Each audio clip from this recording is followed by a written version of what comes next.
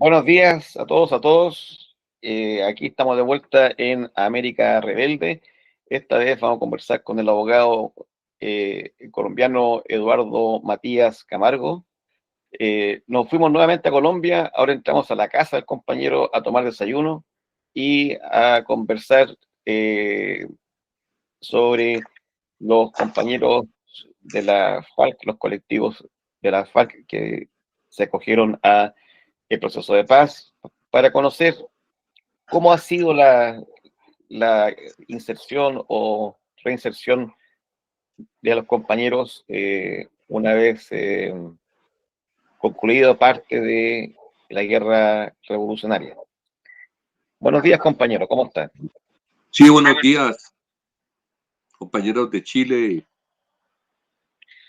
Bueno, la idea, como decía, era conocer ese proceso tan complicado que es el proceso de paz, ¿cierto? Eh, ¿Cómo ha sido el proceso desde su inicio, desde los diálogos hasta su firma?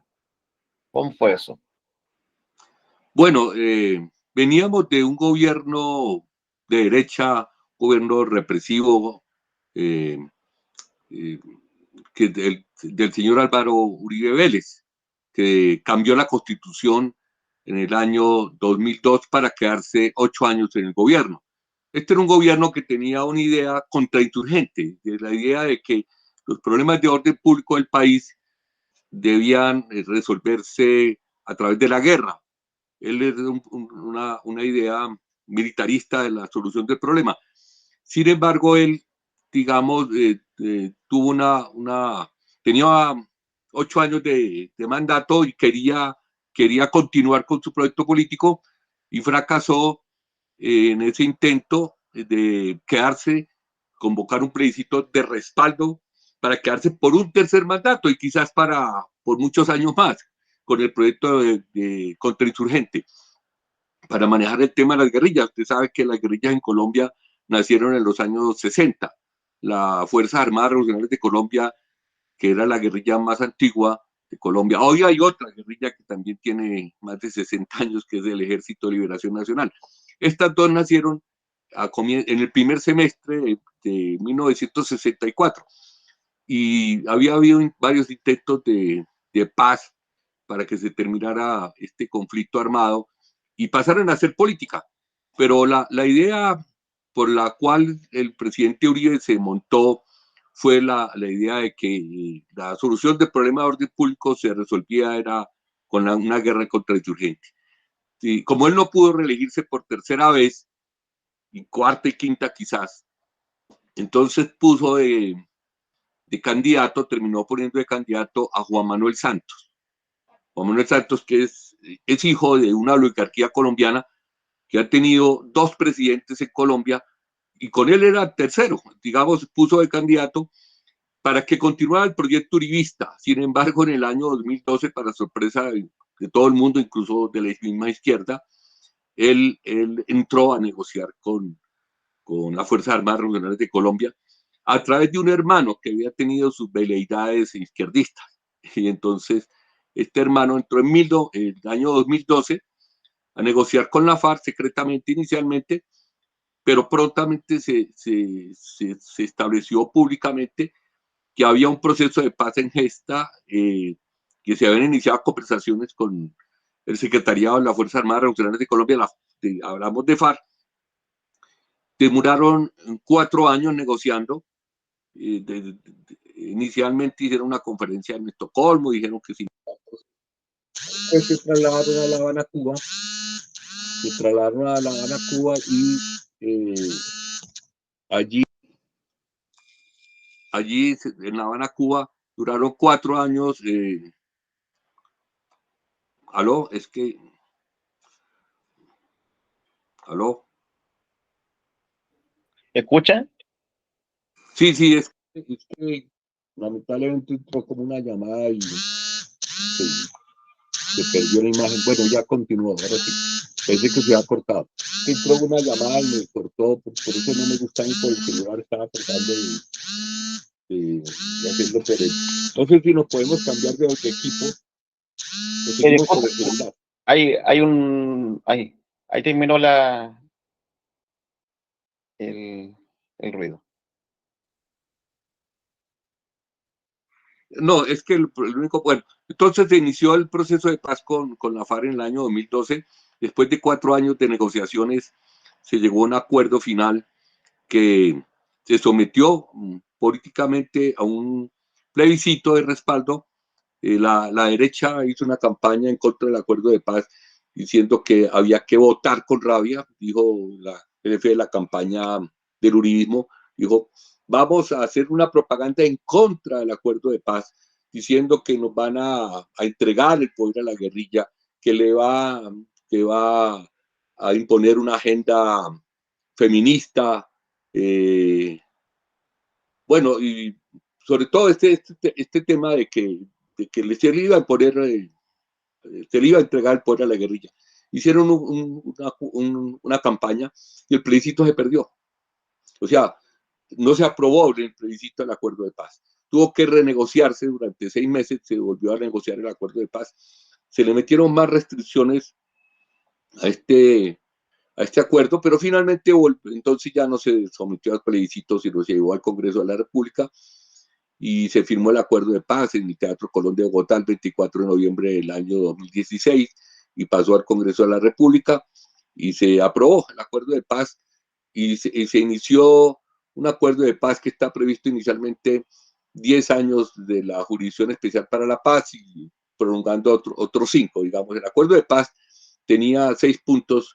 El punto más importante del acuerdo de paz, que duraron varios años, incluso negociando, era el asunto de las tierras en Colombia, la reforma agraria, que implicaba legalizar 7 millones de hectáreas, se tenía que legalizar porque son tierras que ocupan campesinos, incluso terratenientes sin papeles, sin documento, no pagan impuestos. Hay que legalizar, hacer un censo de la tierra, porque en Colombia la inmensa mayoría de la tierra no está legalizada. Entonces, hay un problema del campo, ¿no? Había esa exigencia para poder, digamos, legalizarle las tierras a los campesinos pobres, pero que los ricos, los terratenientes, saber que están ocupando baldíos nacionales y poder hacer una reforma agraria. Y esa reforma agraria consistía también en darle 3 millones de hectáreas a los campesinos pobres, los campesinos sin tierra. Ese es el punto principal del acuerdo de paz.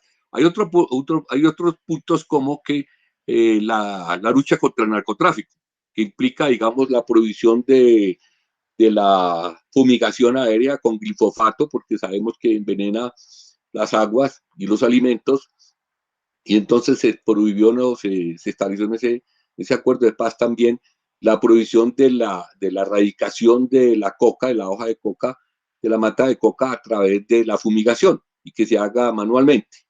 Por otra parte, también se estableció una reforma política para favorecer digamos, la participación política, porque veníamos de un conflicto armado, veníamos de una tradición en Colombia de un bipartidismo establecido constitucionalmente. Entonces, digamos, se establecieron garantías para la participación política y para darle facilidades a la desmovilizada fuerza de la FARC para participar en política. La FARC fundó un partido que se llama Partido Comunes, se le dieron 10 curules en el Congreso de la República por 8 años, 4 en el Senado, es un régimen que tiene 2 cámaras, ¿no? Senado y Cámara, entonces se le dio 4 representantes a la Cámara y 8 senadores al Senado durante 8 años, que el año entrante ya termina el 20 de julio estos 8 años del periodo político que tuvo la FARC en el Congreso. Digamos, esos son puntos esenciales del acuerdo de paz, pero uno de los puntos más sensibles es el acuerdo de paz sobre la justicia que juzgaría a los excombatientes de la FARC. Bueno, se dice que, o se considera que a raíz de la entrada en vigencia en operación y Colombia suscribió la Corte Penal, el Estatuto de la Corte Penal Internacional.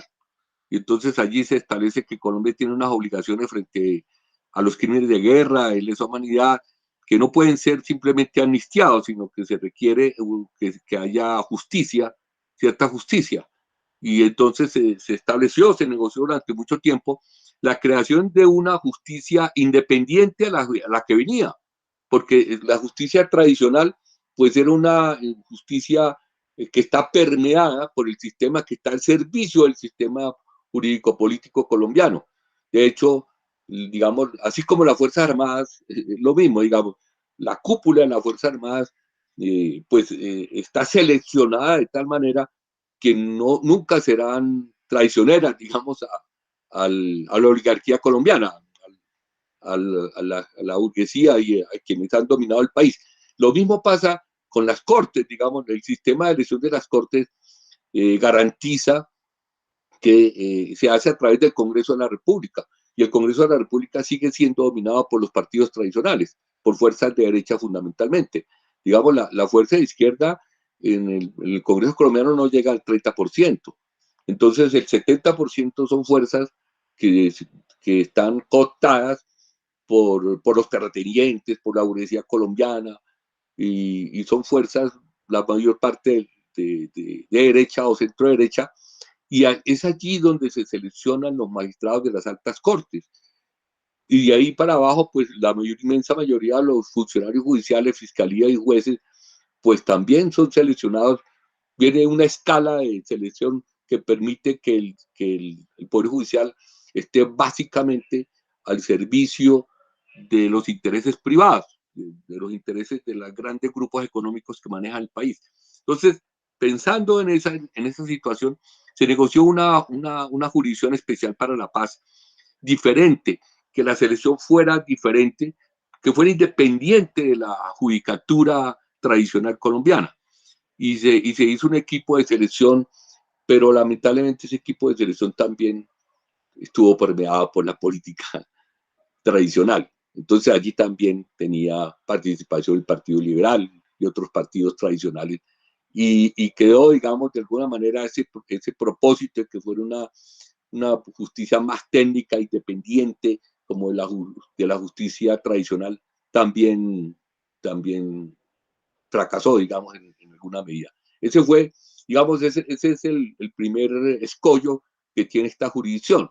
Si bien la idea era muy buena, digamos, la selección no se hizo básicamente entre la academia, sino hubo una selección donde entraron muchos intereses, digamos, pero buena parte, como Juan Manuel Santos había sido un dirigente tradicional del Partido Liberal y de la clase gobernante, como decía antes, en su familia hubo dos presidentes, pues tuvieron una gran participación en el Partido Liberal allí, y buena parte de estos magistrados seleccionados pertenecen a este sector político, pues que trae sus ideas tradicionales de justicia.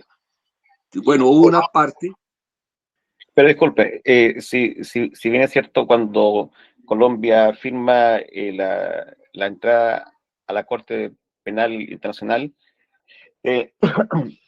como usted bien decía, la Corte, ¿cierto?, establece la obligación de justicia por los crímenes de Estado, ¿cierto?, y de guerra. Sí, sí, Sin sí. embargo, yo entiendo que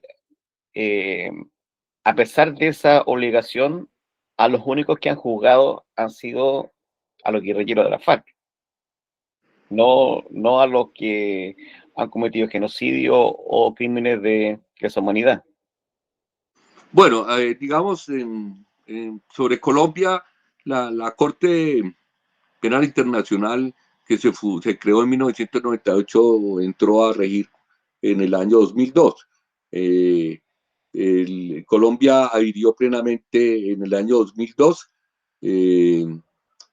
hizo una reserva sobre los crímenes de guerra, pospuso 7 años la entrada en vigencia sobre los crímenes de guerra hasta el 2019, con la idea de que había varias guerrillas que podían entrar a conversar y a negociar con el Estado colombiano. Pero en el año 2009 entró plenamente la competencia para juzgar los delitos de crímenes de guerra y de lesa humanidad. en Colombia, digamos, hay una investigación fundamentalmente sobre los falsos, inició la Corte Penal Internacional una investigación sobre los falsos positivos cometidos por las Fuerzas Armadas de Colombia, por el Ejército Nacional fundamentalmente, en los tiempos de Uribe Vélez, que se dio una instrucción de repartir, digamos, de dar una impresión de que se estaba ganando la guerra contra el insurgente, y algún general como el general Bedoya y otros generales dijeron que corran ríos de sangre, y las estadísticas oficiales es que morían guerrilleros cuando realmente capturaban a personas indigentes, a personas de escasos recursos de la sociedad marginada, y los llevaban a los campos de Colombia y los mataban, los uniformaban, los hacían aparecer como guerrilleros. Ya. Ahora, la Jurisdicción Especial para la Paz hizo una investigación sobre este fenómeno y estableció que por lo menos 6.402 colombianos habían sido asesinados de esta manera, y se presentaron en el gobierno de Uribe Vélez como guerrilleros dados de baja en combate, cuando realmente eran civiles inermes que fueron asesinados, para presentar estadísticas de que se estaba ganando la guerra.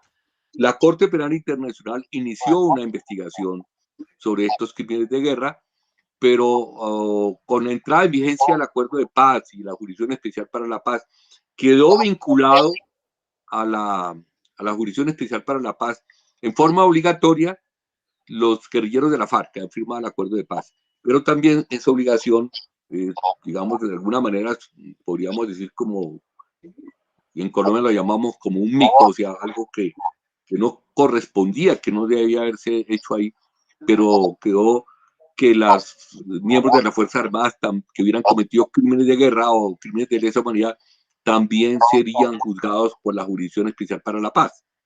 Claro, pero me refiero yo en el sentido de que obviamente los mandos militares de las Fuerzas Armadas, ¿cierto?, tienen su responsabilidad en los crímenes, en la guerra sucia, en los falsos positivos.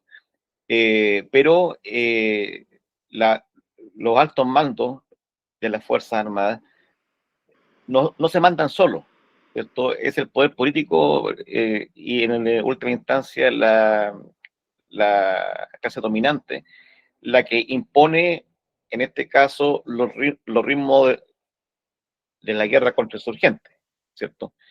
Por tanto, los mandos políticos, los generales civiles, ¿cierto?, tienen también responsabilidad directa en los crímenes, y sin embargo, por ejemplo, en el caso de Uribe, ¿cierto?, que está comprobado que es un paramilitar, narcotraficante, que es un mafioso, un asesino, eh, ha estado desde la firma del acuerdo de paz y de entrada en vigencia de la JEP en plena libertad. Ha ejercido cargos públicos, ha continuado siendo parte del Parlamento sin ningún problema. Entonces, las obligaciones de la Corte Penal Internacional son bastante curiosas en su aplicación, porque solamente hay una persecución directa hacia los altos mandos de las FARC, más que hacia los paramilitares y hacia los altos mandos de las Fuerzas Armadas, sin tocar en nada, ¿cierto?, los mandos políticos oligárquicos que impusieron el crimen. Bueno, mire, hay una situación bastante irregular, digamos. El Acuerdo de Paz estableció que los militares y policías del Estado colombiano que han cometido crímenes de guerra o lesa humanidad comparecieran ante la Jurisdicción Especial para la Paz, y que por otra parte también fuera obligatoria la comparecencia de todos los de la FARC para juzgar con penas que pueden ser alternativas o propias, pero se estableció un parámetro diferente para las Fuerzas Armadas, que es un poco a lo que usted está refiriendo. Mire, para las Fuerzas Armadas, digamos, opera un sistema que se inicia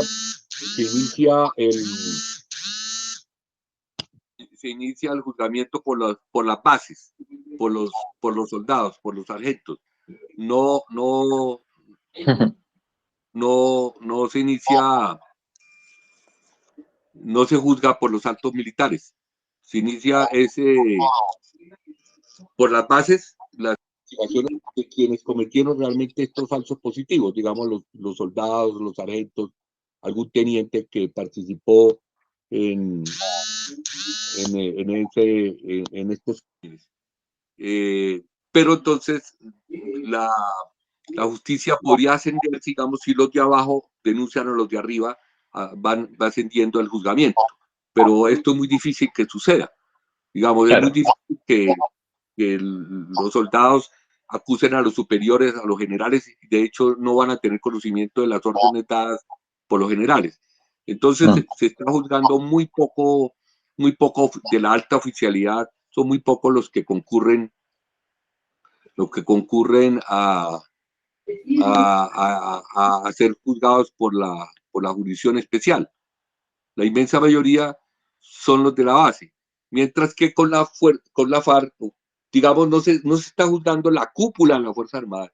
Es más, en el acuerdo quedó que los presidentes de Colombia quedaban excluidos de la Jurisdicción Especial para la Paz. Quedaban excluidos. No tienen competencia. Disculpe, según esa teoría, entonces estamos en presencia en un caso único en Colombia, porque quiere decir que las Fuerzas Armadas colombianas no son jerárquicas, ¿cierto? No hay un mando único. Es como si las Fuerzas Armadas colombianas estuvieran compuestas por montoneras, ¿cierto? Todas independientes y cada montonera, ¿cierto? Hace lo que quiere. ¿Ya? Y porque si juzgan solamente a los soldados, a los integrantes de baja graduación, esperando que ellos denuncien a los altos mandos, eso va en contra de todo concepto burgués sobre las Fuerzas Armadas. Las Fuerzas Armadas son jerárquicas. Y lo otro anómalo, en el caso de Colombia, es que estaba en presencia de unas Fuerzas Armadas totalmente autónomas, independientes, con plena decisión sola del poder político. Y resulta que la Constitución colombiana, como todas las constituciones burguesas, ¿cierto?, establece el sometimiento del poder militar al poder político. Entonces, si se excluye a los expresidentes de la justicia especial, ¿cierto?, es como que si fueran autónomas.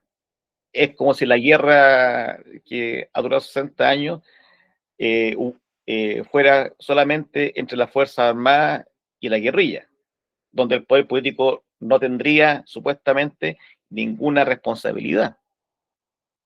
Sí, eso es verdad lo que usted está diciendo. Lo que pasa es algo paradójico, porque durante el gobierno de Uribe, que se realizaron los falsos positivos, estos 6.402 asesinados que pudo establecer la Jurisdicción Especial para la Paz, buena parte de esos años el ministro de Defensa era Juan Manuel Santos, el que firmó el acuerdo de paz. Entonces, haber incluido en el acuerdo de paz la competencia para juzgar al presidente de la República y a su ministro de Defensa, que fue uno de los orquestadores mismos, de los instrumentadores de este sistema de falsos positivos, pues realmente era como difícil que sucediera. Entonces, digamos, pues el presidente Santos, que fue el que firmó el acuerdo de paz por parte del Estado colombiano, pues excluyó a su jefe, que era Álvaro Uribe Vélez, se excluyó él como ministro de Defensa y otros ministros de Defensa que dieron las directivas de que hubieran bajas, lo que se llamó en Colombia el conteo de cuerpos. De cuerpos. O sea, la guerra se medía, en Colombia llegó a decirse que la guerra se medía por el número de cuerpos de guerrilleros dados de baja. Entonces estableció una política de conteo de cuerpos. Se daban premios en dinero, se daban vacaciones, se hacían ascensos con fundamento en el número de bajas que presentara una unidad militar. Desde el que estaba como al frente de un batallón o una compañía militar y presentaba más bajas en combate, ese oficial tenía vacaciones, tenía ascensos, tenía recompensa monetaria. Eso se llamó como el conteo de cuerpos, la política del conteo de cuerpos. O sea, mientras más sanguinario, más arriba en el escalafón militar. Sí, correcto. O sea, según eso, uno podría deducir que un general no está solamente con las manos ensangrentadas, sino que está con el cuerpo entero empapado en sangre, porque llegó bien alto. Sí, sí, claro, esa era una política muy criminal y se llegó a decir por parte de los militares que corran ríos de sangre. Claro. Pues era una manera de presentarle a la opinión pública de que se estaba ganando la guerra contra la Ahora extensión bien, de la paz. yo entiendo que los crímenes contra la humanidad son imprescriptibles, ¿cierto? Son imprescriptibles. Eso quiere decir que sin importar el tiempo que pase, se pueden juzgar en cualquier momento.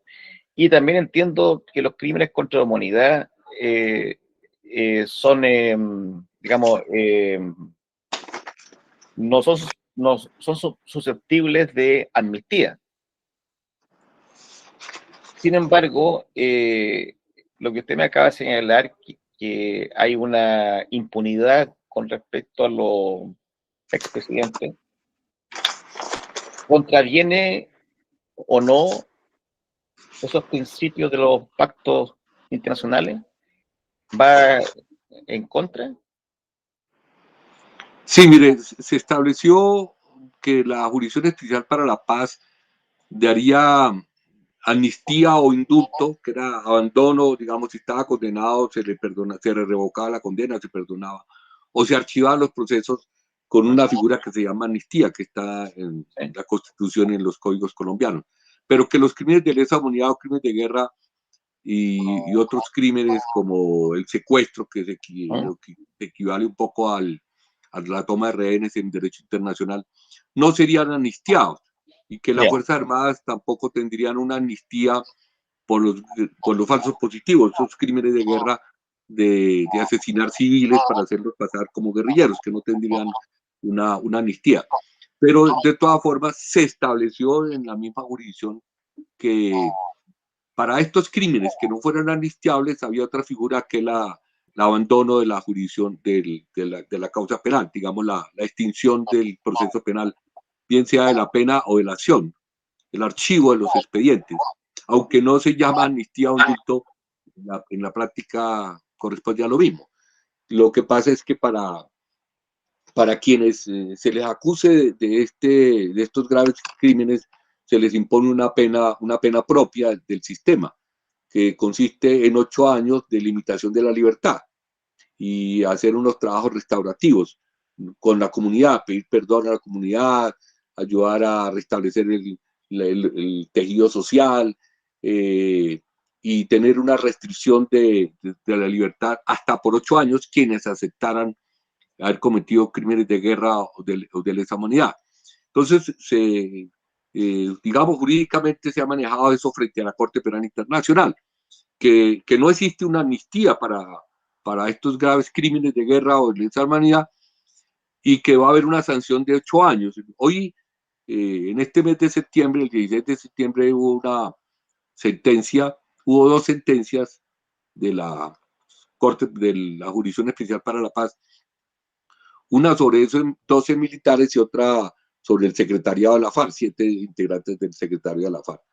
En ambos casos, digamos, las penas propias que considera el sistema para quienes hayan aceptado la responsabilidad en estos crímenes es de 8 años de restricción de la libertad. Y hay una polémica en el país, hay una polémica porque no quedó claro establecido en esta sentencia esa restricción de la libertad, si se refiere a un espacio territorial pequeño, restringido, como lo pide Human Rights Watch, o abarca municipios o todo Colombia. Eso no quedó plenamente establecido. Se dice que van a tener medios de control electrónicos, brazaletes o otros medios de control electrónicos para monitorearlos donde se encuentran, pero no quedó claramente establecido. Entonces, la Corte Penal Internacional, que tenía abierta una investigación contra los militares por los falsos positivos, decidió archivar esas investigaciones contra los militares. realmente no había, digamos, una causa abierta tampoco contra, estaba en observación, digamos, estaban como las preliminares de la CPI sobre los falsos positivos, decidió archivarlos, pero sobre los crímenes cometidos por la antigua FARC, la Corte Penal Internacional tampoco había avanzado, y en este momento tampoco va a avanzar, digamos, la Corte Penal Internacional ha aceptado como una justicia transicional, como una justicia necesaria para terminar el conflicto armado en Colombia, que estas penas alternativas de 8 años de limitación de la libertad y trabajos con la comunidad se han tenido como una justicia suficiente y que no correspondería a impunidad. Digamos, la defensa que se ha hecho en los órganos de derechos humanos en Colombia y ante la Corte Penal Internacional es que era necesario, digamos, ese acuerdo de paz para bajar los niveles de violencia en Colombia. Miren que con el acuerdo de paz se movilizaron 13.000 combatientes de la FARC. Y entonces fueron 13.000 hombres que se le quitaron al conflicto armado. Y por otra parte, pues se supone que hubo, digamos, una reforma, en alguna manera, una remoción de algunos mandos militares que fueron vinculados, unos muy pocos, digamos, son 8 o 10 generales que están compareciendo ante la JEP, los cuales han negado su responsabilidad en estos falsos positivos. Ellos van a ir seguramente a una, dentro de la Jurisdicción Especial para la Paz. Si usted acepta los cargos, tiene una pena propia, que equivale a 8 años de limitación de la libertad, nunca cárcel, no cárcel, sino se le limita los movimientos, que no está claro todavía esa limitación, si se limita solamente a Colombia. Obviamente cualquier combatiente esto no puede en este momento salir de Colombia sin pedir autorización a la misma JEP. Pero digamos, dentro de la sentencia, dentro de los procedimientos que hay vinculados unos 8 o 10 militares generales de la República que no han aceptado la responsabilidad, cuando ellos fueron los que dieron las órdenes de los falsos positivos. Ellos van a ir, hay un general Uzcategui que ya está el proceso más avanzado, estamos pendientes de que salga la sentencia. Las personas que no acepten la responsabilidad de tanto de las Fuerzas Armadas o de la FARC van a una justicia adversarial, igual que el sistema común y corriente de la justicia que llamamos aquí ordinaria, o sea, un procedimiento normal, donde la Fiscalía de la Jurisdicción Especial para la Paz los acusa ante el Tribunal para la Paz y pueden tener una pena privativa de la libertad de 20 años de prisión. Los generales de la República en Colombia, responsables de la guerra y responsables de los falsos positivos, de más de 6.400 crímenes de personas indefensas, más otros, torturas, desapariciones, otros graves crímenes de guerra, no han aceptado la responsabilidad y se están sometiendo a la justicia adversarial dentro de la misma Jurisdicción Especial para la Paz. En la justicia ordinaria podrían tener penas hasta de 60 años de prisión, mientras la Jurisdicción Especial para la Paz, la pena alternativa, ordinaria que ellos tendrían, no va sino hasta 20 años de prisión.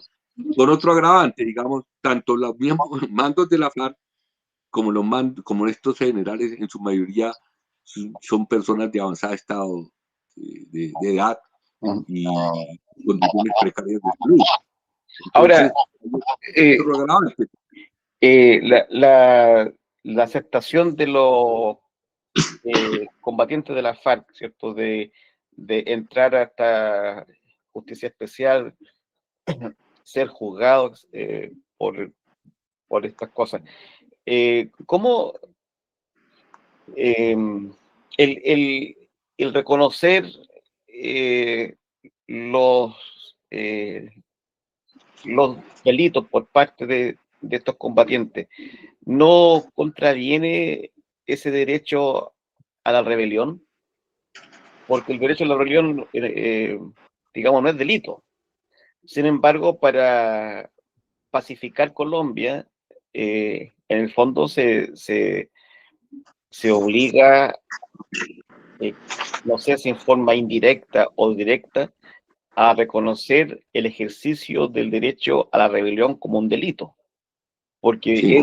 es desde ese ejercicio de ese derecho que se desprenden los delitos que los guerrilleros, o digamos, por los cuales los guerrilleros están siendo juzgados.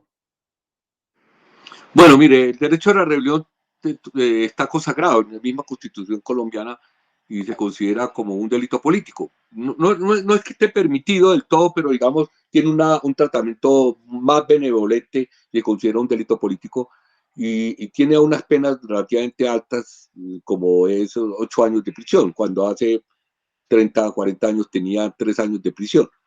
Y los regímenes de derecha, como el de Turbay y Ayala, elevaron estas penas a 8 años. Pero con la Jurisdicción Especial para la Paz, de alguna manera se revivió el derecho, el delito político en Colombia. Se reconoció la rebelión como un delito político y los delitos conexos con la rebelión. Porque no es rebelión pura, o sea, el delito de rebelión consiste en utilizar las armas para derrocar o modificar el régimen constitucional vigente. Y para hacerlo se requiere el uso de las armas, se requiere disparar las armas, se requiere recoger fondos, falsificar documentos y cometer otros delitos. Digamos, la manera de financiar seguramente puede ser el hurto, la extorsión, incluso el secuestro, el tráfico de drogas. Entonces, en la Jurisdicción Especial para la Paz, de alguna manera se revivió un poco el delito político, no como lo teníamos hace 40 años, cuando estaba vigente unas normas en Colombia de 1936 de la República Liberal, que era un momento especial que se estableció como un Estado social de derecho, siguiendo, digamos, el orden jurídico, el orden, digamos, jurídico constitucional internacional de los tiempos de Franklin Delano Roosevelt y eso, y hubo un gobierno progresista, Alfonso López Pumarejo, y se estableció un derecho penal que consagraba un tratamiento benevolente para la rebelión. Ese código de 1936 duró hasta 1980, pero en 1980 se modificó, porque hasta el año 1980 el código del 36 establecía que cometía rebelión, todos los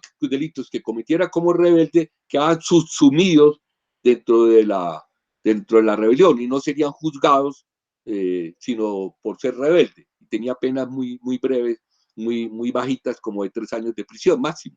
Entonces, incluso los de las bases en el año 36 no tenían condena, eran los jefes de la rebelión.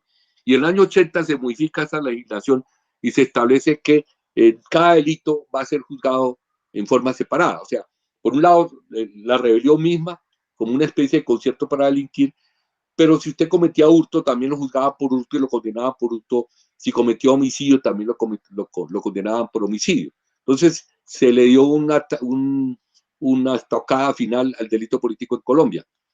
Pero con la Jurisdicción Especial para la Paz se revive un poco el delito político, no plenamente, puesto que, digamos, se estableció primero que todos los guerrilleros de la FARC tenían una amnistía administrativa por medio de un decreto. O sea, el delito de rebelión quedó amnistiado a la firma del acuerdo de paz por decretos que los 13.000 combatientes que quedaron en lista, a los 13.000 combatientes se les dio amnistía por rebelión exclusivamente, por un decreto. Y la Jurisdicción Especial para la Paz entra a unas amnistías que llaman de sala, que incluye delitos, digamos, de alguna manera menores, como puede ser el hurto, la extorsión, el tráfico de drogas, y la sala de amnistía e indulto de la Jurisdicción Especial para la Paz establece, digamos, si alguien está siendo procesado en la justicia ordinaria por tráfico de droga, establece recoger pruebas en justicia, digamos, el proceso ordinario, más otras pruebas que puedan recogerse como testimonios, incluso actividades de investigación por la Fiscalía de la misma Jurisdicción Especial para la Paz, para establecer, y se le pregunta al combatiente si esas acusaciones de narcotráfico tenían como fin financiar la guerra, financiar la insurrección. Porque si se establece que ese tráfico de droga no tenía nada que ver con el conflicto armado, no era para propiciar el conflicto armado, para financiar la guerra, no le dan la amnistía. Entonces, esa amnistía de sala entra a estudiar caso a caso las acusaciones que tenía los combatientes de la FARC ante la jurisdicción ordinaria, tanto las condenas que ya existiera como los procesos vivos, para establecer si el delito tenía conexión o no con el conflicto armado. O sea, hay tres requisitos ahí. Un requisito personal, que es haber pertenecido a la FARC, estar en las listas de la FARC, de los 13.000 combatientes de la FARC. Otro, que temporal, es decir, que ese delito se haya cometido antes del acuerdo, de la firma final del acuerdo de paz, Claro. que fue el 24 de noviembre del 2016, y que entraba en vigencia el 30 de noviembre. Y tercero, que el delito tenga una conexión directa con el conflicto armado. Claro. Si el delito se establece, por ejemplo, que con una extorsión no tenía que ver con el conflicto armado, sino era para lo que se llamó en algún momento en Colombia un bandolazo, o sea, era para enriquecimiento de quien estaba extorsionando. Ese delito no lo amnistía. Claro, parece que eso está estipulado en el Pacto San José-Costa Rica. Me parece, no estoy seguro, que el crimen común, ¿cierto? Deja de ser común cuando está supeditado a un objetivo político y pasa a ser político. Sí. Y por tanto, al que toman preso, deja de ser preso común, ¿cierto? Y pasa a ser preso político, porque su objetivo era político. Sí, ahora, claro. Con respecto a eso, con toda esta maraña judicial, jurídica, esta doble justicia, la justicia normal, la JEP, qué sé yo, y revivir lo que usted llama, ¿cierto?, el delito político, me parece que resulta bastante difícil para los ex guerrilleros su reinserción social, porque están sometidos a un montón de cuestiones judiciales. ¿Cómo se da la reinserción en la vida social colombiana de estos ex combatientes? Tomando en cuenta también de que hubo 500 excombatientes asesinados. Sí, hay cerca de 500, se establece que hay 481 combatientes de la FARC hasta este momento desde el acuerdo de paz asesinados. Pero bueno, volviendo al tema del delito político, entonces se amnistían algunos delitos menores, pero otros como el homicidio, como el secuestro, como la tortura, con reclutamiento de menores, que se dio mucho en la FARC. Hay una discusión jurídica de qué edad se considera los menores, porque usted sabe que el derecho internacional humanitario permite el reclutamiento de los mayores de 15 años, pero la Convención sobre los Derechos del Niño después lo restableció, desde el 2005 dijo que eran menores de edad, desde el 2005 estableció los menores de edad de 18 años. Entonces, la FARC reclutó menores de edad antes del 2005 y después del 2005. Y la FARC dice, nosotros nos acogemos al derecho internacional humanitario que permite reclutamiento de mayores de 15. Y hay una discusión entre los combatientes de la FARC y la Jurisdicción Especial para la Paz, que no admite esa interpretación que hace la FARC, que dice, nosotros nos permite el derecho internacional humanitario reclutar mayores de 15. Y ahí hay un proceso por reclutamiento de menores, y en la cual no hay condena todavía, no hay sentencia. No se sabe al final cómo se vaya a resolver ese tiempo, ese impasse, porque, digamos, hasta el 2015, incluso en Colombia, se permitía reclutamiento de menores de 15. Entonces, ya después no, por la entrada de vigencia del protocolo adicional de los derechos del niño. Pero bueno, entonces estos delitos que no sean amnistiables, como reclutamiento de menores, secuestro, que se equipara al derecho internacional humanitario, como la privación injusta de la libertad. Y hubo el proceso número 1, radicado el macrocaso número 1, se habla de 22.000 secuestros que cometió la FARC. y ellos aceptan, la cúpula de la FARC, el secretariado, acepta la responsabilidad en estos 22.000 secuestros. Ahora, lo que se juzga en Colombia no es un hecho individual. O sea, a los comandantes de la FARC no los están juzgando por cada uno de los secuestrados en esta sentencia. Es diferente a lo de los militares. Los militares los juzgan caso a caso, partiendo de la base. Pero no, y no se sabe al final cuántos van a, digamos, en este momento hay una sentencia para 12 nomás. Mientras que para los de la FARC se juzgan los máximos responsables, hayan participado o no directamente en los hechos. Lo que se juzga es la política. Lo que le está diciendo la Jurisdicción Especial para la Paz y establece el acuerdo es que se juzgará a los máximos responsables de las políticas que establecieron, por ejemplo, el delito de secuestro en Colombia, que se equipara al derecho internacional humanitario como una grave privación de la libertad.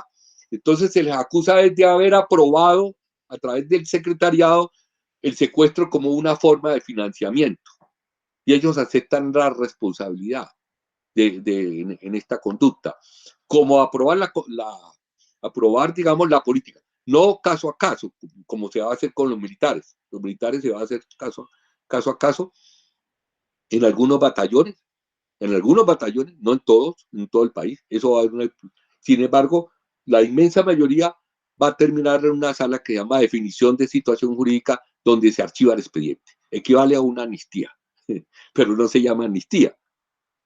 Por pues, cuestiones legales no se le da el nombre de amnistía. Desistimiento de la acción penal, abandono jurídico del proceso, pero no se llama amnistía, O pero sea, equivale a una amnistía. Y lo mismo pasa con los de la FARC. Los de la FARC se va a procesar la cúpula, y la inmensa mayoría de hay como 5 casos, macrocasos, contra la FARC, que son los mismos del secretariado. Lo que les van a juzgar es por haber aprobado la política, por ejemplo, el reclutamiento de menores. claro. O el aborto dentro de la FARC, como una política sexual. Hay un macrocaso que es el último que se armó, que es el macrocaso 11, que va a juzgar políticas sexuales dentro de la FARC. Persecución por género, abortos, y otras violencias sexuales, incluso violaciones que puedan darse dentro de la FARC. Eso lo van a juzgar en otro caso. Ese es un caso que me parece a mí más delicado, puesto que, digamos, decir que, yo no sé cómo se va a resolver al final, porque, digamos, cómo se justificaría una política de aborto. ¿Cómo se justifica una política de aborto para favorecer a la rebelión? Bueno, puede decir, es que la mujer combatiente no puede tener un niño en la guerra, pues difícil. Digamos, es un caso más delicado de la FARC también. Los comandantes de la FARC están un tanto bastante prevenidos cómo se va a desarrollar el proceso. Lo que pasa es que es el último macrocaso que se armó hace como 6 meses, digamos, y todavía está muy incipiente, pero una gran preocupación por ese caso. Mientras los otros casos, incluso lo que se llama, digamos, otros homicidios que cometiera la FARC o ataques armados, hay otro macrocaso como uso ilícito de medios de guerra, como son las armas, por ejemplo, los cilindros bombas y eso, o los ataques como el Club del Nogal en Bogotá, donde hubo 36 muertos con un carro bomba. Hay otro macrocaso de esos usos y métodos ilícitos de guerra. Pero bueno, ese, digamos, entra como un crimen de guerra, no es amnistiable.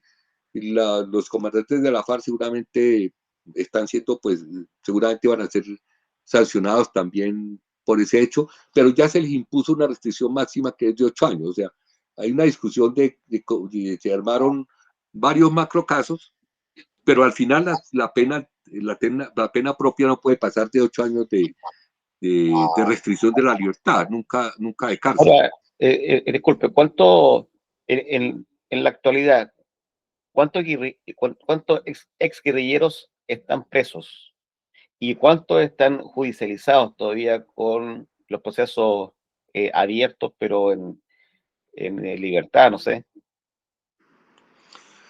Bueno, hay una cantidad relativamente pequeña, digamos, podría uno pensar que hace un año eran como 180 guerrilleros que se reclamaban presos en las cárceles todavía de la FARC. Pero eso ha venido disminuyendo en la medida en que la Jurisdicción Especial para la Paz ha abocado ese conocimiento. Lo que pasa es que estas personas que quedaron presas, que refutan, que se, que se reivindican como FARC y que están presas en las cárceles, lo que pasa es que en el momento en que se hicieron las listas, no quedaron en listas, porque estaban en cárceles alejadas o porque estaban en libertad, porque, digamos, habían salido por lesiones de guerra, algunas porque han salido, algunas mujeres porque han salido a tener hijos fuera de la FARC, de las filas, etcétera. Y después tenían procesos, no quedaron en lista, pero tenían procesos abiertos.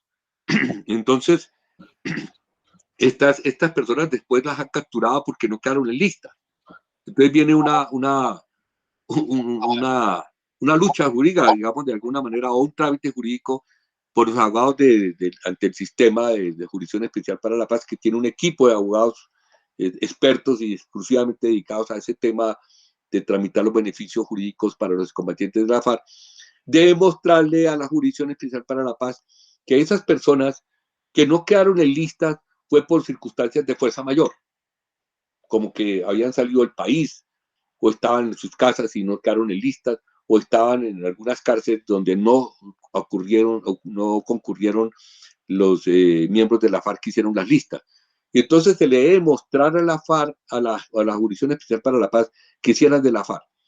Es decir, si el proceso aparece, que el proceso está contra la FARC, como digamos rebelión, o dice FARC, que el hecho lo cometió la FARC, la justicia ordinaria tiene la obligación de enviar ese proceso a la Jurisdicción Especial para la Paz. Pero en Colombia los fiscales, por una política contrainsurgente orientada desde los altos poderes, obviamente la inmensa mayoría de los guerrilleros en Colombia no estaban siendo juzgados por rebelión. Miren, es una cosa bien curiosa. Desde el año 80, entonces empezaron a juzgarlos por concierto para delinquir. Por concierto para delinquir. Entonces eso ha dificultado que muchos procesos el juez ordinario no identifique que eran de la FARC, porque los condenaba por concierto para delinquir más hurto, concierto para delinquir más homicidio, más tráfico de droga, pero no rebelión. Entonces, ahí los jueces de la justicia ordinaria no envían los procesos a la Jurisdicción Especial para la Paz, y ya le corresponde a los abogados solicitarle que esos procesos que la jurisdicción ordinaria, que oficiosamente debería enviarlos, no los envía porque ellos mismos hicieron una trampa jurídica, digamos, de no juzgarlos por rebelión, sino por concierto para delinquir. Pero eso, digamos, ya ha pasado desde el año 2018 que empezó la Jurisdicción Especial. Ya han pasado como 6 años de la Jurisdicción Especial. Ya el número de combatientes que quedan presos en las cárceles ya son menos de 100. Y se está en la polémica de si son de la FARC o no. Ahora, los que quedaron en libertad, los que están en libertad, ¿cómo ha sido su inserción o su reinserción en la sociedad? Bueno, la inmensa mayoría ya tiene, el 97% tiene proyectos personales que se los ha financiado el Estado. El 15% de ellos viven en espacios territoriales especiales donde el Estado les está construyendo casas. Y el 97% tienen proyectos económicos individuales. Su situación obviamente es precaria, pero digamos el Estado, mientras esté la jurisdicción de paz funcionando, ellos tienen un ingreso básico cercano al salario mínimo mensual en Colombia. Pero además de eso, digamos, eso es como una ayuda, digamos, pero además de eso, obviamente están construyendo sus proyectos económicos individuales o por cooperativas. Algunos tienen cooperativas o han fundado empresas entre varios, digamos, se ha vuelto muy común crear cervecerías entre varios combatientes de la FARC, crear una empresa de cerveza, La Roja, y otros nombres muy sugestivos, ¿no? Muy sugestivos, pero digamos, la situación más desesperante para los combatientes de la FARC ha sido las amenazas que todavía tienen, ¿no? Hay buena parte, la violencia en Colombia disminuyó con el acuerdo de paz sustancialmente, pero después lo que se llama el cartel del Golfo, que actualmente lo llaman como ejército gaitanista, y hay una polémica por el nombre, porque Gaitán fue un líder liberal que fue asesinado en el gobierno conservador, y estos narcotraficantes, que algunos dicen que son narcotraficantes puros, es el grupo armado más extendido en este momento en Colombia, y es uno de los actores que está atentando contra los reincorporados, que los está asesinando. Ha habido 481 asesinados desde el acuerdo de paz y otros desaparecidos. Y ha habido desplazamientos, crearon unos espacios territoriales como en el Putumayo, en el Guaviare, en el Meta, que han tenido que ser, eran pequeños pueblos, pequeñas poblaciones de 1000 habitantes, 500 habitantes, y han tenido que ser desplazados de estos territorios, estos espacios territoriales a otro sitio. Por ejemplo, incluso uno que del Catatumbo. En el Catatumbo salió mucha gente desplazada a comienzos de este año. Al parecer, una confrontación entre el Ejército de Liberación Nacional y, y los excombatientes de la FARC, que los acusan de tener nexos con las disidencias de la FARC.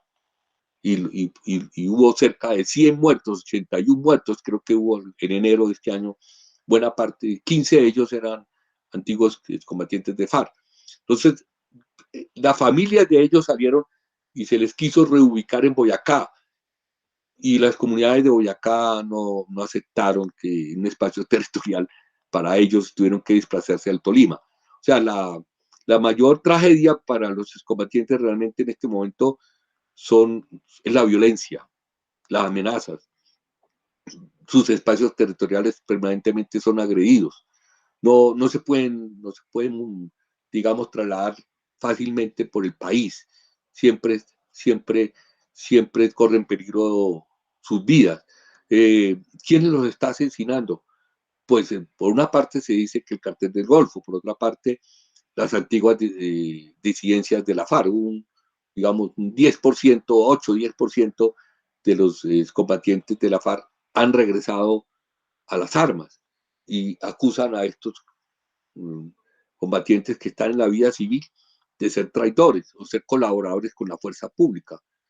Entonces, el estigma de haber sido guerrillero en Colombia no es fácil superarlo, pero indudablemente, mire, indudablemente el tema de la violencia O contra sea, los guerrilleros. disculpe, entonces es más fácil que un paramilitar se reinserte en la sociedad que un guerrillero.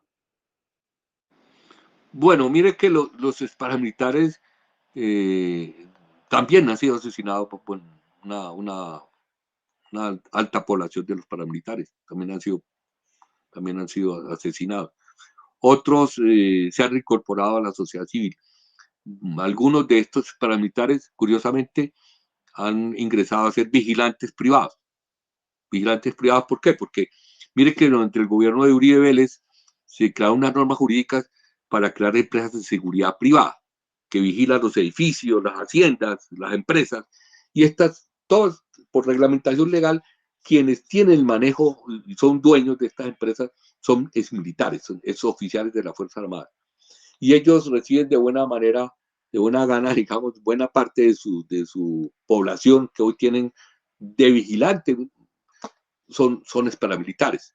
Sin embargo, digamos, en las zonas rurales del país, la violencia es fundamentalmente rural en Colombia. Hay una violencia muy alta, más de 30.000 asesinados por año. Todos los días asesinan. En el año 2025 han asesinado 151 líderes sociales.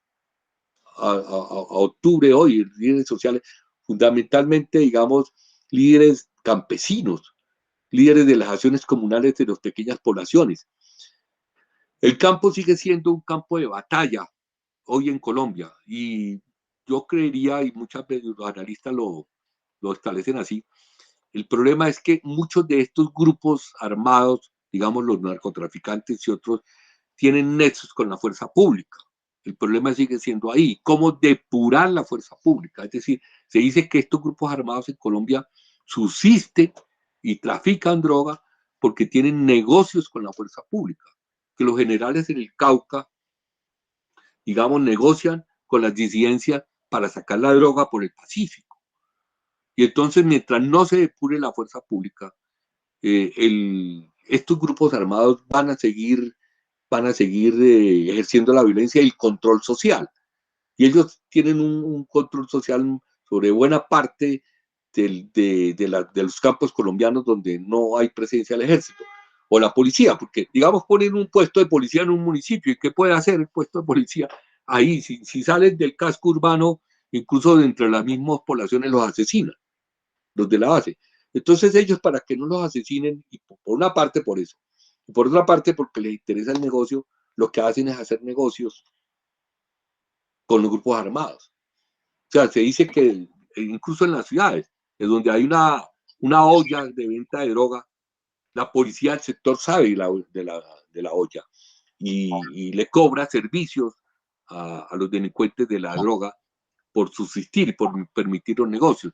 Entonces el nivel de corrupción en la fuerza pública es muy alta y mientras no se depure la fuerza pública, eh, pues va a ser muy difícil controlar la violencia, porque se dice que estos carteles negocian con la fuerza pública, que tienen negocios en todas las regiones con los grupos armados. Y de allí entonces, por una parte, aparecen como ejecutores de la violencia los grupos armados hay unos 8 o 10 grupos armados ya en Colombia. Las disidencias, hay unas 4 o 5 disidencias que se han armado. Hay disidencias de las disidencias. Entonces la segunda Marquetalia, fue una de las primeras disidencias, después salió el Estado Mayor Central, que era otra disidencia de las disidencias. Pero el grupo más grande es el Cartel del Golfo. Y ellos tienen un control territorial muy, muy poderoso. Y se dice que pues, en las zonas donde opera el Cartel del Golfo, tienen alianza con la fuerza pública para permitir, por una parte, el ingreso de los precursores, como, digamos, la gasolina. O sea, el cartel del Golfo es un estado dentro del estado. Sí, el Cartel del Golfo es una organización muy poderosa en Colombia, muy poderosa. Tiene control de vastas zonas del territorio nacional. Y ha surgido un fenómeno bien curioso, ¿no? Que es que en algunas zonas donde hay operaciones para erradicar droga, que no se está usando el glifosato, por una parte el acuerdo de paz, por otra parte la Corte Constitucional colombiana en algún momento dijo que no se podía usar el glifosato porque contaminaba. Entonces se usa la erradicación manual, y donde llegan miembros de la fuerza pública a erradicar manualmente, no se sabe, bueno, bien cómo, pero si es concertado con algunos miembros de la fuerza pública, la comunidad, en unas partes del Cauca ha pasado 2 o 3 veces, miembros de la comunidad rodean a la fuerza pública, no les permiten la erradicación de la droga. Y hay un debate en los medios de comunicación, porque los medios de comunicación pues hablan algunos de derecha y de secuestro, otros hablan de, bueno, de acciones civiles o de protesta de que no se permite la erradicación. Y es el control social que tiene, digamos, estos grupos armados, como algunas disidencias y el control del Golfo, que tienen cooptada buena parte de la población social, de la cual viven también, digamos, de los cultivos ilícitos y del narcotráfico. Entonces, como toda la comunidad vive, de alguna manera recibe algún ingreso por los cultivos y por el tráfico, son afines a estos grupos armados, como el Cartel del Golfo. Y si se detiene un jefe del Cartel del Golfo, hace huelga. Si matan un dirigente del Cartel del Golfo, hacen huelga y paralizan las carreteras. O sea, el control social es realmente un fenómeno social Ahora, bien interesante. ¿existen procesos judiciales a causa de los 500 compañeros asesinados? Sí, sí, sí existe.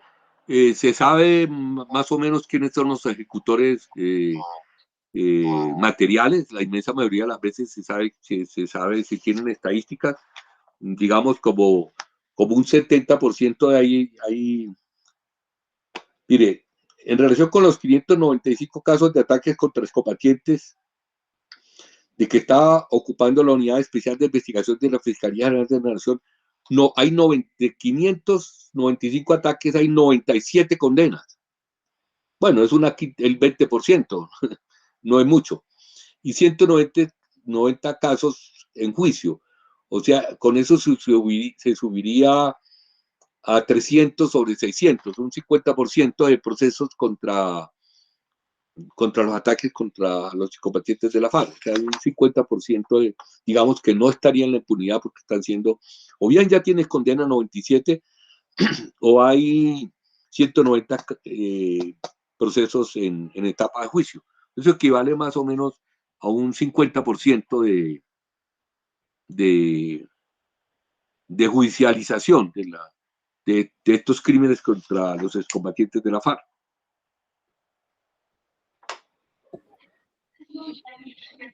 Bien, bien complejo este proceso de paz. Bastante complicado. Y la verdad es que los objetivos de la pacificación, si bien es cierto, lo que usted dice, se redujo la violencia, las causas que dieron origen al alzamiento guerrillero siguen estando presentes. Claro, digamos, la lucha guerrillera en Colombia, no, digamos, en Uruguay podía haber sido distinto porque era un país muy pequeño, era una guerrilla urbana. Pero en Colombia, desde los años 60, las guerrillas han sido fundamentalmente campesinas. El 95, 98% de sus combatientes son del campo. Y la guerra ha sido por la tierra. Desde los años 50 la economía ha sido por la tierra. Por eso el primer punto de la FARC, que duraron varios años y no se ha cumplido, sino un escaso 20% quizás o menos, también hay una cifra. Hay una cifra, sobre el tema del reparto de tierras, que ese es digamos, el combustible de la droga hoy. El combustible que genera ingresos para los grupos ilegales es la droga. Pero por otra parte, los que llaman paramilitares en Colombia fueron creados por el mismo Estado colombiano, con el Claro. apoyo de los terratenientes, para la defensa de la tierra, para la defensa de las tierras. Digamos, y el conflicto sigue siendo rural. En Colombia el conflicto armado sigue siendo rural. Si bien hay una violencia urbana muy asociada a la pobreza, claro, la violencia urbana es asociada, digamos, que roban acá en Bogotá, en otras ciudades de Colombia y matan por robar un celular. Y asaltan un negocio para robarte pues, lo que se ha vendido. Y son capaces de matar allí al propietario del almacén. Es una violencia social muy fuerte en Colombia, pero es una violencia social la violencia urbana que es muy fuerte, que es una violencia social y deja buena parte de los homicidios en Colombia, no corresponde a grupos armados organizados a nivel nacional, sino son pequeñas bandas. Son bandas de pueblos, son bandas de ciudades. En una ciudad puede haber varias bandas de personas que han pertenecido a sectores normalmente muy, muy empobrecidos donde salen estas bandas. Mientras que en el campo sí existe, son grupos armados, por una parte las disidencias de las FARC y el Ejército de Liberación Nacional, que tiene más de 60 años de existencia, pero el más fuerte de todos es el Cartel del Golfo. Y ellos, por una parte, están con el negocio de la droga pero también existe la violencia puramente paramilitar en defensa de los territorios de la tierra, ¿no? En defensa del tema de la tierra que, digamos, siempre fue el detonante de la guerra, digamos. Mire, las Naciones Unidas, la misión de vigilancia, de seguimiento del proceso de paz de las Naciones Unidas, acaba de publicar un informe sobre el proceso de paz en Colombia. Yo después se lo hago llegar hoy mismo. Dice que el bueno siguió facilitando el acceso a las tierras y se ubicaron en el último periodo de 3 meses, bueno, 16.500 hectáreas. Bueno, lo importante en lo nacional dice, actualmente se han adjudicado 275.577 hectáreas. De las 3 millones de hectáreas de tierra que tenía que haberse, el acuerdo dice que se tienen que repartir 3 millones de hectáreas de tierra, sí. El acuerdo del 2016. Y a la fecha se han repartido 275.000. Una ínfima parte.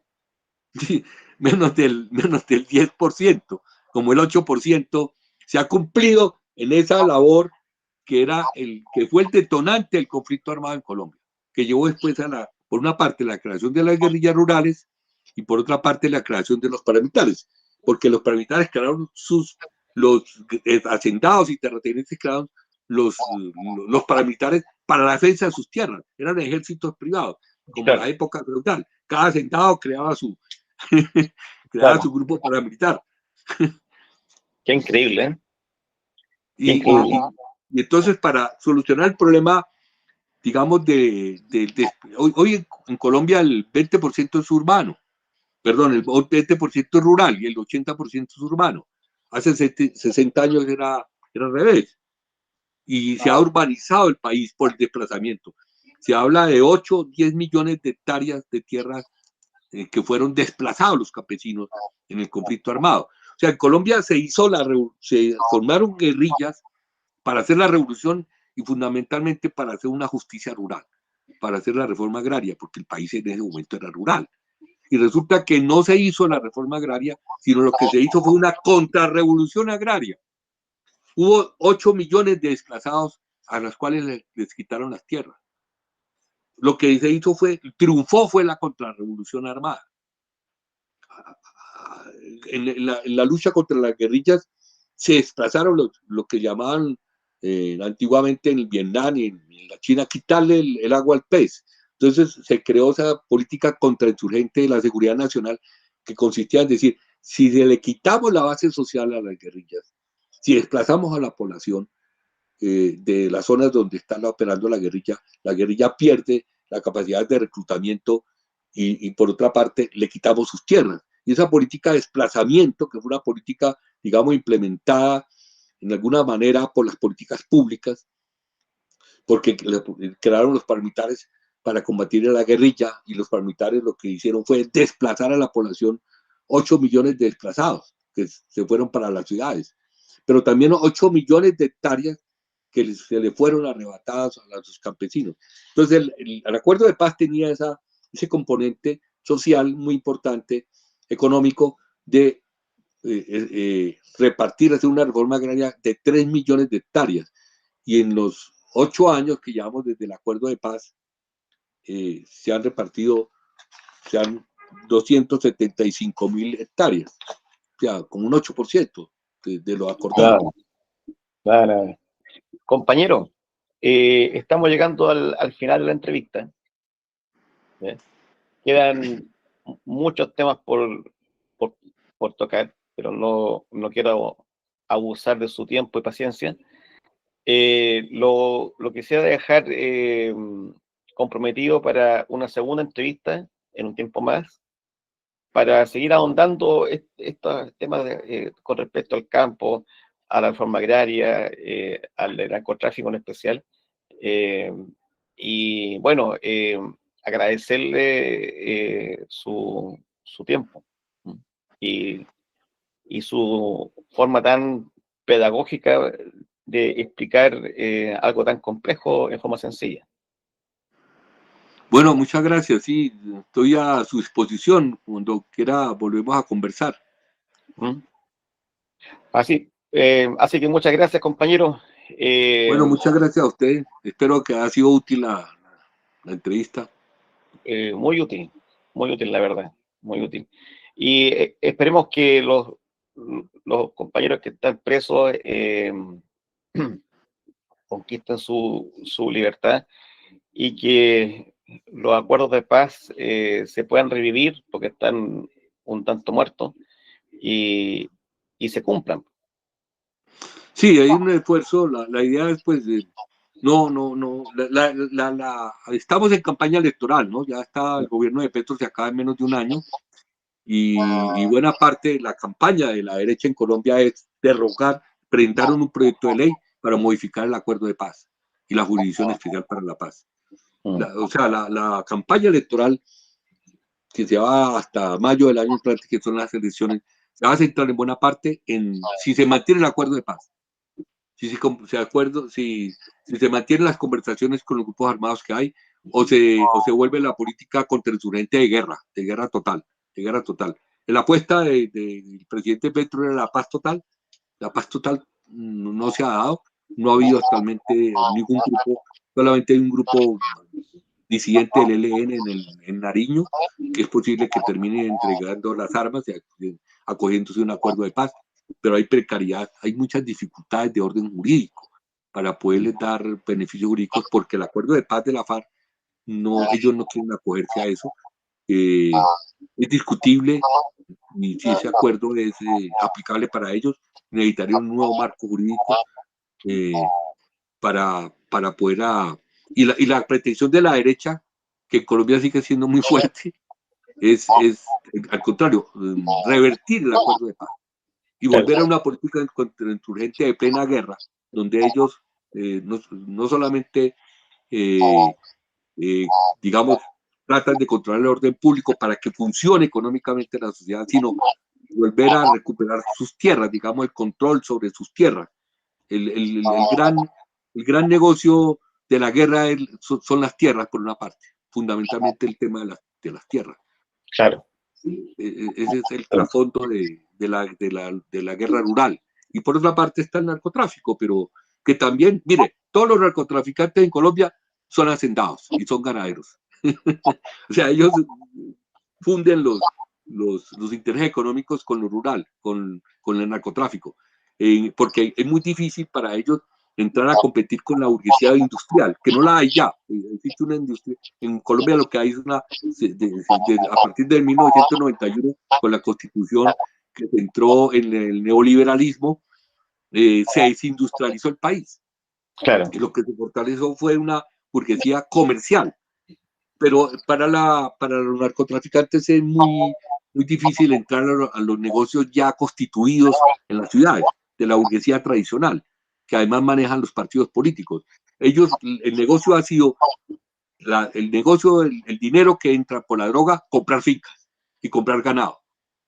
Y en Colombia existen 40 millones de hectáreas con capacidad agrícola rural, y esas 34 millones, solamente 6 millones se utilizan para agricultura y el otras 34 millones, ¿sabe para qué? Para la ganadería. Que es ellos, el campesino deforesta y le vende tierras a los ganaderos y amplían el hato ganadero. Colombia existen más de 50 millones de reses. La inversión de los narcotraficantes siempre se ha ido a las fincas y al ganado. Bueno, así es. Ya, compañero, lo dejo. Quedamos entonces para una próxima entrevista, Con mucho gusto, me avisa. Debate. ¿Ya? Sí, claro. Estaré a sus órdenes, cómo no, con mucho gusto. Muchas gracias. Muchas gracias. Bueno, cómo no, que esté bien. Nos vemos. Saludos a los chilenos. Chao, chao. Esperamos las próximas elecciones que gane la candidata.